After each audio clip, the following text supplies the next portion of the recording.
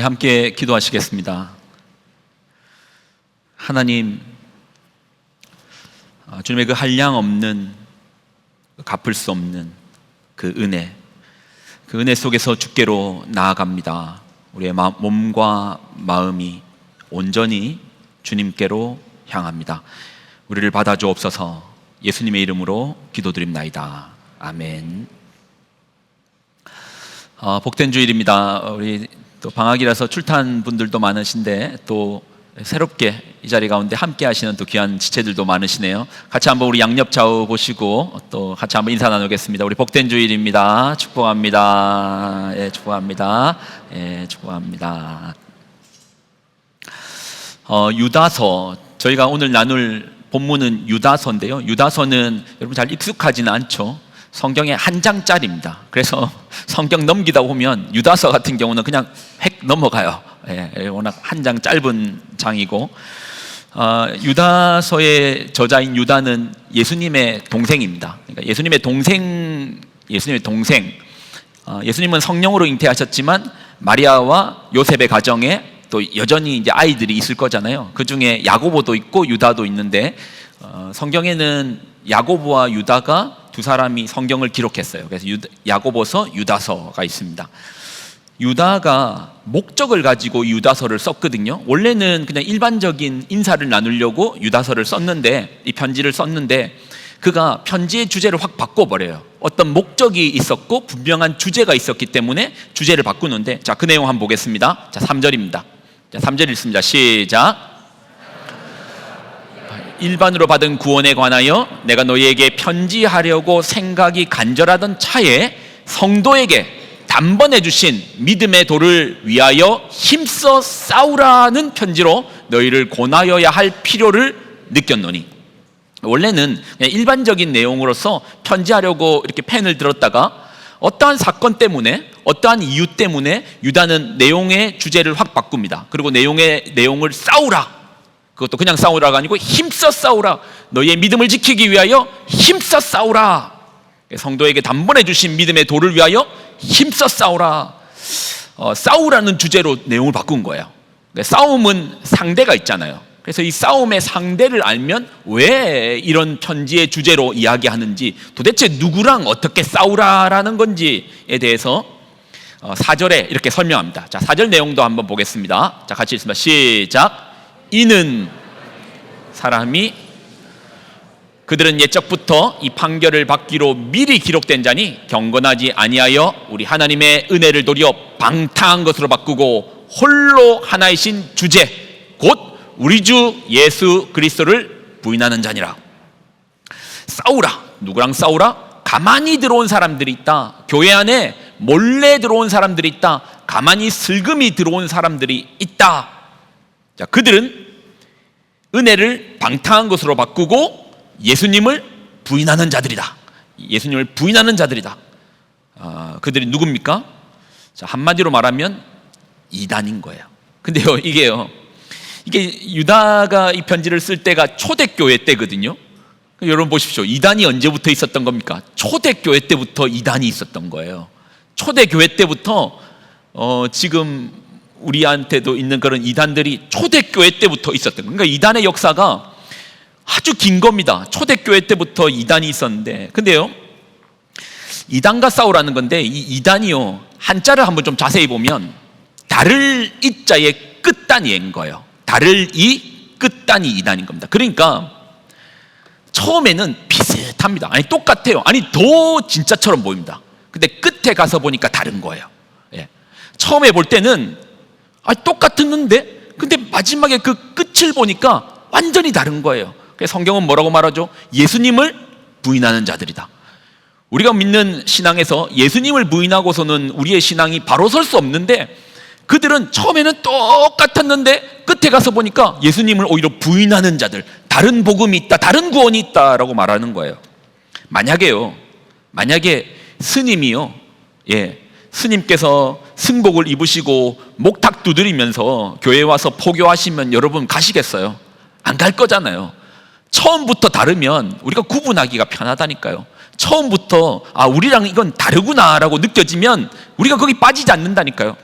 그런데 이단은요, 처음은 구분하기 힘듭니다. 똑같은 성경에, 똑같은 찬양에, 똑같은 창세기를 보고 똑같은 요한복음을 이야기합니다. 그런데 언제 다름이 드러나죠? 이 단, 끝에 가야지만 이 다름이 눈에 두드러지게 나온다는 겁니다. 그래서 이단 무섭죠. 그래서 이단이 무서운 거예요. 여러분, 신천지에서 우리가 신천지입니다, 이만희 믿으십시오 라고 하면서 시작하지 않습니다. 처음에는 똑같다니까요. 무료 성경 공부가 있습니다. 저희가 성경을 가르쳐 드리겠습니다. 더 젠틀하고 더 친절하고 더 따뜻하게 들어올 것입니다. 그래서 성경은 오늘 뭐라고 말하냐면, 그들을 수사하는데 뭐라고 말하냐면 가만히 들어왔다고 말해요. 대놓고 들어오는 게 아니고 슬금슬금 가만히 들어왔다라는 겁니다. 처음에는 분명 좋은 사람입니다. 내 말도 잘 들어주고 밥도 잘 사주고. 근데 끝에 가서 보니까 끝이 다른 거예요. 예수님이 없습니다. 끝에 가서 보니까 다른 구원을 말합니다. 그러면 여러분 어떻게 하실래요? 초대교회 때도 이단이 있었고, 그리고 성경이 말하는 것은 끝으로 갈수록 이런 것이 더 활개칠 것이다 라고 말을 하고 있는데, 처음엔 똑같다니까요. 처음만 봐가지고는 구분이 안 간다니까요. 그러면 여러분 끝에 가가지고, 끝에 가서 들어보니까 예수님을 말하지 않구나, 끝에 가서 들어보니까 다른 복음을 말하는구나, 우리가 거기서 벗어날 수 있겠다. 아니요, 끝에 가보면 또 늦어요. 끝에 가서 보면 늦다니까요. 나오기 정말 어렵습니다. 제가 이번 주간에 이 유다서를 나누면서 신천지, 요즘 또 통일교 얘기도 많으니까 신천지고 통일교고 또 얼마나 또 찾아봤겠습니까? 이번 주에 이 유다서를 나누기 위해서, 유다서의 주제가 이단과 싸우라라는 주제니까 또 얼마나 이 부분을 또 많이 봤겠어요. 신천지 될 뻔했다니까요. 처음에는 젠틀하다니까요. 좋다니까요. 좋은 누나, 좋은 선배, 성경 공부 더 진짜처럼 이야기하고, 성경책 더 두드러지게 이야기하며 말씀 구절 하나하나 이야기하면서, 그러다가 이제 세뇌가 되는 과정이 있습니다. 여러분 생각에는 요즘 시대가 어떤 시대인데 세뇌가 되겠는가 그러죠. 나랑은 상관없을 것 같죠. 통일교의 한학자니 신천지의 이만희니 겨우 그런 사람들한테 그렇게 세뇌돼 가지고 빠지겠는가? 여러분, 그렇게 빠진 사람들만 이상하게 보이시죠? 점점 빠지면 나오기는, 끝에 가서 다름을 발견해도 끝에 가면 나오기가 쉽지 않는 거예요. 어머니가 통일교에 빠져서 삶이 무너져 버린 어머니를 둔 딸의 이야기를, 인터뷰를 한번 보도록 하겠습니다. 아현 씨는 조상의 원혼을 달래준다는 효정원을 400만 원에 구입했습니다. 효정원을 사서 기도드리는 거. 이게 마지막인 줄 알았거든요. 이 끝인 줄 알고 저는 이 집을 사줬단 말이에요. 400만 원짜리를. 근데 끝이 아니었어요. 이 몸에 영들이 붙어있대요. 척추 몇 번에 영이 몇 명, 팔에 몇 명, 다리에 몇 명, 머리에 몇 명, 이렇게 하는 게 있다는 거예요. 그리고 그거 떼야 된다. 공짜로 떼요? 아니요, 한 명당 10만 원, 회원 10만 원, 축복 10만 원. 뗀다고 끝내는 게 아니라 얘네를 또 결혼을 시켜야 된다고 하니까. 어떠셨어요? 그래서 그 얘기를 들었을 때? 끝이 없다는 얘기를 듣고 절망했어요. 저는. 얘네들이 진짜 이제 돈밖에 생각 안 하는구나 라는 생각이 들었어요. 엄마의 간청에 못 이겨 40일간 숙식하며 훈련받는 통일교 수련회에도 다녀왔던 아현 씨. 교회를 나간다고 하는데 내가 과연 행복해질 수 있을까? 무서웠다. 돈 뜯어가는 거 조금만 좀 덜 해주고, 안 뜯어가는 거 바라지도 않아도 조금만 뜯어가고, 엄마 죽을 때까지만 멀쩡하게 있었으면 좋겠어요. 사실 제가 교회가 진짜고 세상이 우리를 억압하는 거고 통일교가 다 진짜고 참 부모님이 진짜 메시아였으면 좋겠어요. 아무리 아니라고 생각해도 머릿속으로는 그렇게 생각하는데 마음속으로는 그게 다 맞았으면 좋겠어요. 그래야지 내가 봐온 사람들, 우리 엄마, 아는 이모들, 내 친구들, 내 삶이 부정당하지 않으니까. 차라리 통일교의 말이 진짜였으면 좋겠다라고 이야기하잖아요. 보니까 끝에 가서 나오기가 힘든 게 그분들에게는 그게 삶이 되어버렸더라고요. 거기에서 처음엔 그러지 않았겠죠. 근데 끝에 가서 나오기가 힘든 게 그게 삶이었더라고요. 그러니 이게 가짜라면, 이게 틀렸다면 그 삶 전체가 부정당해 버리니까 그냥 차라리 맞았으면 좋겠다. 그들이 하는 그 말도 안 되는 말들이 차라리 맞았으면 좋겠다라고 이야기하잖아요. 여러분, 끝에서는 빠져나오기가 쉽지 않아요. 그러니까 이게 왜 어렵죠? 처음에는 똑같아 보이고, 아니 더 좋아 보이는데 끝은 달라요. 근데 끝은 나오기가 쉽지 않아요. 그럼 어떻게 해야 됩니까? 끝까지 가서 나오기는 쉽지 않은데 어떻게 합니까? 분명 처음엔 똑같았는데, 아니 더 잘해줬는데, 근데 처음에는 구분이 안 가고, 끝에 가서 보니 끝이 다른 것 같은데도 나올 수 없고, 내 인생이 되어버렸으니까 더 이상 거기서 빠져나올 수도 없고. 그래서 이제 유다는 이 이단을 경계하면서 하나의 어떤 지점을 이야기해 줍니다. 이단의 특징들을 말하는 부분이 있는데, 제가 말씀드렸잖아요. 처음은 같고 끝에는 빠져나오기 힘들고. 그러면 우리에게도 이런 분명히 유혹들이 있을 수도 있고, 우리 삶에도 이것이 침투하여 들어올 수 있을 것인데, 그럼 도대체 나는 어느 시점에 이걸 빠져나올 수 있지? 처음에는 구분이 안 되는데. 근데 유다는 그들을 구분할 수 있는 하나의 지점을 이 성경에서 말하고 있는 겁니다. 유다서의 짧지만 이 성경에서 유다서의 목적은 이단과 싸우라는 목적으로 썼거든요. 그러면 어느 부분이 다른데, 어느 갈림길에서 내가 빠져나올 수 있는데, 자, 유다가 말하는 걸 한번 잘 들어보십시오. 근데요, 제가 이번 한 주 신천지고 통일교고 그 영상 엄청 봤다고 했잖아요. 보니까 유다에서 말하는 지점과 또 거기에서 빠져나오신 분들이 말하는 지점이 똑같은 하나의 어떤 교차점이 있더라고요. 자, 그게 어떤 구절인지 한번 보겠습니다. 자, 16절입니다. 1장 16절, 유다서 1장 16절. 자, 같이 읽습니다. 시작. 그 종력대로 행하는 자라 그 입으로는 자랑하는 말을 하며 이익을 위하여 아첨하는 자라. 이 사람들은 원망하는 자며 불만을 토하는 자며, 가만히 들어와서, 교회 안에 가만히 들어와서 원망하고 불만을 토해내는 거예요. 그 정욕대로 행하는 자라 그 입으로는 자랑한, 그렇지만 나는 맞다. 그들은 틀리고 나는 맞다. 그 이익을 위하여. 실제 신천지에 빠졌다가 겨우 빠져나온 분들의 인터뷰를 보니까요, 처음에는 무료 성경 공부, 또 기존 교회보다도 훨씬 더 진짜 같았더라요. 잘해주더래요. 그러면서 꼭 하는 패턴이 있는데, 어느 정도 가까워지니 그때부터는 기존 교회에 대한 험담을, 또 원망을 정말 토해내듯이 말하더래요. 원망하는 자, 불만을 토해내는 자. 야, 교회가 이상한 거 아니야? 교회가 타락한 거 아니야? 너희 교회 왜 그렇지? 아니, 왜 그 목사는 왜 설교를 왜 그런 식으로 하지? 원망, 불만을 토해냅니다. 그러면서 끝은 자기들의 자랑으로 끝냅니다. 그들은 틀리고 나는 맞다. 그들은 틀렸으니까 더 이상 그들의 말에 귀 기울일 필요 없다. 차단시키고 그때부터는 자신들의 교리를 슬금슬금 가르치더라고요. 자, 왜 그렇게 불신, 불만, 원망을 쏟아내는 것이죠? 자, 17절로 19절이 이렇게 설명합니다. 자, 17절 읽습니다. 시작. 너희는 우리 주 예수 그리스도의 사도들이 미리 한 말을 기억하라. 자, 왜 이렇게 했는지 사도 때부터 이야기했답니다. 자, 1장 18절입니다. 시작. 그들이 너희에게 말하기를 마지막 때에 정욕대로 행하며 조롱하는 자들이 있으리라. 조롱하대요. 원망하고 불만을 토해내면서 조롱하는 거. 저 봐라.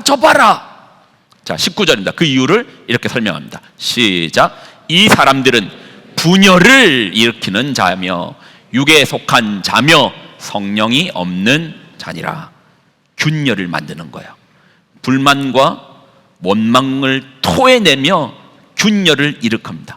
너희 교회 왜 그렇지? 너희 교회 장로님들 왜 그렇지? 너희 모임들 왜 그렇지? 만일라 새생명교회 왜 그렇지? 분열과 원망과 불만을 통해서 이제 균열을 만들어내는 거야. 가만히 들어온 이단들에 대처하는 길목은 이 길목밖에 없더라고요. 이 불만과 원망. 그런데요, 여러분, 사실 따지고 봐서 교회에 대한 불만, 원망 쏟아내고자 하면 얼마나 할 말 많습니까? 교회에 대해서 여러분, 만약에 제가 여러분들에게 성령님이 누구신지에 대해서 잠깐 말해 주실 수 있겠습니까? 라고 말하면 아마 입을 꽉 다물고 있을 겁니다. 그런데요, 제가 여러분들에게 혹시 교회 불만에 대해서 한번 이야기해 보시겠습니까? 하면 그날 집에 못 가는 거예요. 예. 윤 목사의 좀 허점에 대해서 한번 이야기해 보실까 하면 귀를 쫑긋하며 아마 끝없이 이야기할 겁니다. 사실 교회 문제 많죠. 100명의 성도가 모이면 100개의 문제가 있고요. 예. 그래서 우리 교회도 성령님에 대해서 말씀해 보십시오 하면 말하기 힘든데, 우리 교회의 문제에 대해, 마닐라 새생명교회의 문제에 대해서 이야기해 보면 500개는 나옵니다. 500명의 성도들이 있으니까 500개는 나올 거 아닙니까? 근데요, 이단은 결코 모르는 영역이 있어요. 그들이 결코 모르는 영역이 있어요. 문제! 그들도 알고 우리도 다 알아요. 저도 알아요. 저한테도요, 교회의 문제에 대해서 이야기하라면 원고 쓸 필요 없습니다. 그냥 앞에 나와도요, 1시간은 얘기할 수 있습니다. 부족할걸요. 예. 제가 처음 교회 담임 목사가 되었을 때요, 아마 여기 계신 우리 장로님들 또 권사님들 기억나실 거예요. 제가 팬데믹 때 담임으로 왔잖아요. 그때 이제 제가 장로님들, 권사님들을 만나면 걱정, 문제, 고민 정말 그분들에게 쏟아냈거든요. 사람들은 맨날 저한테 전화 오면 가신다고, 목사님 그간 감사했다고, 저 이제 간다고, 다 가신다고 전화하지, 성전문 닫혀 있지, 불안합니다. 그래서 이제 장로님, 권사님들한테 저희의 불안함을 이게 토로했죠. 근데 기억나는 게, 그분들이 눈 하나 깜짝 안 하고 오히려 저를 위로해요. 목사님 괜찮을 거예요, 걱정하지 마세요라고 얘기하는 거예요. 근데 죄송하지만 그때는 위로가 하나도 안 됐습니다. 어떤 마음이냐면, 이분들은 교회 걱정 안 하나? 남의 교회인가? 우리 교회 아닌가? 교회를 사랑하지 않나? 오히려 섭섭하더라고요. 근데 지금은 이해가 돼요. 여러분 생각해 보십시오. 우리 마닐라 새생명교회가 여기까지 오면서 얼마나 많은 문제가 많았겠어요. 처음에 우리 교회가 시작됐을 때는 교회로도 잘 인정을 해주지 않았습니다. 그래서요, 우리 애들 보내는 코스타 있잖아요. 코스타를 얼마 전까지는 우리 마닐라 새생명교회 이름으로 코스타를 보내지를 못했습니다. 교회로 인정해주지 않으니까 코스타를 우리 교회로 못 보내고 남의 교회 이름으로 우리 애들을 코스타를 보냈었어요. 그리고 교회 오다가 소매치기도 당하죠. 핸드폰도 뺏기죠. 제가 청년부 할 때는, 지금은 오히려 그런 이야기가 정말 많이 줄었어요. 예. 한 5, 6년 전만 해도 제가 청년부 할 때, 청년부 모임 오면 모임 하는 말이 핸드폰 뺏겼다, 돈 뺏겼다, 노트북 뺏긴 애들도 있고. 예. 그뿐입니까? 한 번은 교회에 오시다가 사고로 돌아가신 분도 우리 교회는 있잖아요. 그것뿐입니까? 한 번은 범죄자가 와서 같이 예배도 드리고 마을 모임도 같이 했던 문제도 있었잖아요. 제가 기억나는 하나의 사건이 있는데, 저희가 팬데믹 이후에 수요 예배를 안 드리다가 대면으로, 처음 딱 대면으로 수요 예배를 드렸어요. 그런데 그날 그 수요 예배에 오신 분 중에 2분이 강도를 당했어요. 예. 2분이 강도를 당해서 이거 수요 예배 계속 다시 온라인으로 돌려야 되나 고민이 들더라고요. 그런데요, 그 다음 주입니다. 그 일이 있고 안 그래도 마음이 낙담되어 있는데, 딱 그 다음 주에 수요 예배를 드리는데, 한 몇 주가 더 지났군요. 수요 예배를 드리는데, 한 분이 예배를 수요 예배 때 이제 안 나오실 법한 분이 나오신 거예요. 나오셨는데, 그러면 이제 목사는 눈에 가잖아요. 근데 이분이 정신이 나갔다라고 표현하면 좀 죄송한데, 이게 진짜 나갔더라고요. 정말 이게 백지창처럼 얼굴이 이렇게 감정 표현이 안 되고 그냥 나갔더라고요. 그래서 진짜 무슨 일이 있어서 예배 때 오셨나 걱정이 돼가지고 밤에 전화를 드렸습니다. 전화를 드렸는데 그분이 하는 말이, 목사님 제가 너무 정신이 없어가지고 목사님께 인사도 못 드렸네요. 제가 오늘 왜 그랬는지 모르겠는데 갑자기 수요 예배가 오고 싶어서 왔는데, 그날 저녁에 이분이 6개월치 월세를 한 번에 내야 되시는 분이었거든요. 근데 하필 6개월치 월세를 가지고 수요 예배를 오다가 내리면서 바로 소매치기를 당해버린 거예요. 한 달치 월세도 아니에요. 자기한테는 전 재산 같은 그 6개월치 월세를 뺏겨버렸다는 거예요. 오토바이 소매치기에. 그렇게 오래된 이야기 아닙니다. 예. 그 얘기를 듣니까 너무 낙담이 되는 거예요. 뭐라고 말하지? 사람들한테 한동안 수요 예배 오지 말라고 해야 되나? 그래서 그 다음날 아침에 어떤 모임이 있었는데 그 다음날 아침에 제가 힘들어하는 그 부분을 이야기를 했습니다. 이런 일이 있어가지고 제가 너무 낙심이 되고 또 그분한테는 전 재산 같은 돈인데 그걸 다 잃어버렸는데 어떻게 도와줘야 될지 모르겠다고. 그리고 그날 저녁입니다. 그 아침에 이제 그 얘기를 나눴는데 그날 저녁에 그분한테 다시 전화가 왔어요. 목사님, 돈 다 마련됐어요. 몇 분의 사람들이 몇만 페소 내서 그 돈을 다 마련해 주신 거예요. 그래서 6개월치를 다시 냈대요. 여러분, 이단들이 모르는 게 뭐죠? 교회 문제? 쉽게 말합니다. 아마 여기 있는 분들한테도 교회 문제 얘기하면 말 못할 사람 없을걸요. 그런데 여러분, 문제만 보이시던가요? 우리가 만일라 새생명교회가 여기까지 오시면서 교회의 문제만 보이던가요? 수많은 문제가 있었지만 그 문제보다 더 크셨던 하나님의 사랑, 하나님의 은혜가 있었잖아요. 근데 이단들이 말하지 못하는 게 뭐가 있죠? 문제만 얘기하면 분열은 말하지만 그러나 언제나 우리의 문제보다 더 크셨던 하나님의 은혜가 있었잖아요. 그렇지 않나요? 하나님의 사랑이 있었잖아요. 올해만 봐도 2025년을 건너오는 이 과정까지 이 상황 가운데 문제 없었을까요? 어려움 없었을까요? 그렇지만 그 어려움보다도 더 큰 하나님의 은혜가 있었던 거예요. 이단은요, 은혜는 말하지 못합니다. 이단은 문제는 말할 수 있지만 은혜는 말하지 못합니다. 어떤 성도가 이단에게 넘어가지 않습니까? 은혜로 충만한 성도는 결코 넘어가지 않을 겁니다. 어떤 문제의 이야기를 말해도 그보다 더 큰 하나님의 은혜를 경험하였기 때문에 그 은혜로서 무장되어 있는 사람, 하나님의 사랑으로서 준비되어 있는 사람들 앞에서는 넘어가지 않을 겁니다. 사랑하는 여러분들, 이 시간 우리는 이제 성찬으로 나아갈 겁니다. 이 시간도 정말 감당할 수 없는 은혜의 시간 아닙니까? 성찬으로 나아가실 것인데 이 하나님의 그 은혜 가운데 나아가기를 예수님의 이름으로 부탁을 드립니다. 아멘이십니까? 사실 우리가 어찌 주님의 몸과 피를 마실 자격이 되겠습니까? 제가 성찬식 때마다 떠오르는 하나의 이야기가 있습니다. 어떤 이야기가 떠오르냐면 우리 믿음의 선배님들이 성찬을 나누실 때 그분들이 모여가지고 이런 진지한 고민을 나눴답니다. 제가 몇 번 얘기했을 겁니다. 아마 계속 얘기할 겁니다. 그분들은 이 떡과 이 포도주가 언제 주님의 몸으로 바뀌지? 언제 주님의 피로 바뀌지? 축사할 때 바뀌나?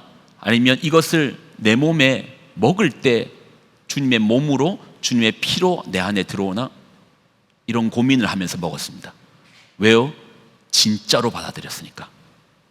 정말 오늘 성경의 고백처럼, 정말 예수님의 말씀처럼 이것이 내 몸이다. 그들은 진짜 몸으로 받아들였습니다. 이것이 나의 피다. 피로 받아들였습니다. 여러분은 어떠십니까? 오늘 이제는 우리 성찬식에 참여할 것인데 또 세례를 받으신 분들은 거룩한 마음으로 성찬의 자리로 나아가실 것인데 여러분은 진정 이것이 주님의 몸인 줄 믿으십니까? 아멘이십니까? 네.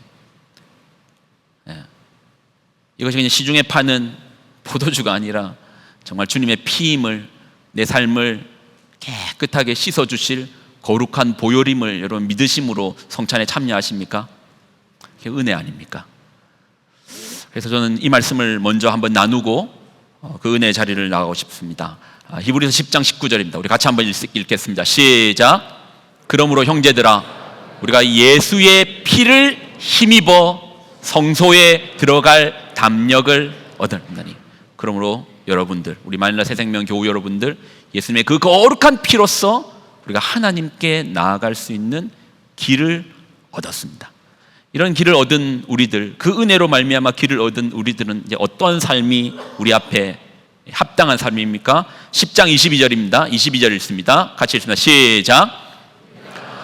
뿌림을 받아 악한 양심으로부터 벗어나고 몸은 맑은 물로 씻음을 받았으니 참 마음과 온전한 믿음으로 하나님께 나아가자. 아멘이십니까? 주님의 거룩한 보혈을 우리는 씻음 받았고 또 같이 나눌 것입니다. 자, 23절도 읽겠습니다. 23절입니다. 시작. 또 약속하신 이는 미쁘시니 신실하시니 우리가 믿는 도리의 소망을 움직이지 말고 굳게 잡고 여러분 믿음 가운데 흔들리지 마십시오. 아멘이십니까? 자, 10장 24절입니다. 시작. 서로 돌아보아 사랑과 선행을 격려하며 25절입니다. 모이기를 패하는 어떤 사람들의 습관과 같이 하지 말고 오직 권하여 그날이 가까우며 볼수록 더욱 그리하자. 하나님의 은혜로서 성찬 가운데 나누시는 여러분들 되시기를 소망합니다. 기도하겠습니다. 하나님, 마지막 때가 가까이 올수록 불만, 원망, 문제 많은 사람들 모였으니 불만도 있고 원망도 있고 불평도 당연히 있을 것입니다. 그러나 하나님의 은혜는, 그 사랑은 우리의 불평보다도 원망보다도 우리의 문제보다도 언제나 더 크셨습니다. 우리 마닐라 땅에 있는 우리 새생명의 성도들, 그 은혜에 사로잡혀 그 사랑에 감격하여 살고 살아내며 또 살리는 그런 성도의 삶을 허락하여 주옵소서. 이제는 우리 주 예수 그리스도의 은혜와 하나님의 무한극진하신 사랑하심과 성령님의 교통동행 충만하심의 역사하심이, 오 놀라운 주님의 은혜, 그 어떤 것으로 표현할 수 없는 그 사랑에 사로잡혀 그렇게 살아가고 살아내기로 작정한 귀한 성도들의 삶과 가정과 그들의 자녀들의 머리머리 위에 이제로부터 영원히 항상 함께하여 주시기를 간절히 축원하옵나이다. 아멘.